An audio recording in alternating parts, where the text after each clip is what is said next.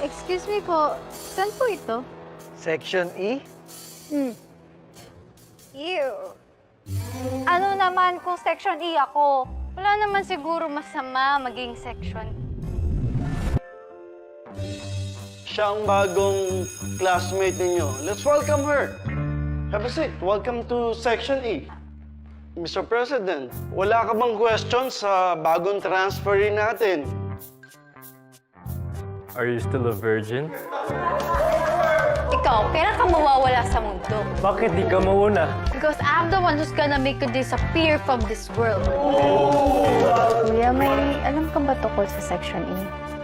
Wala naman talagang section E nun. Nagkakaroon lang pag may mga students na nagkakaroon ng kaso. Mga pasaway. 3, 2, 1! Bakit po walang babae sa Section E? Nalilipat din agad ng section. Siguro dahil hindi naman ganun kabarumbado ang mga babae sa school.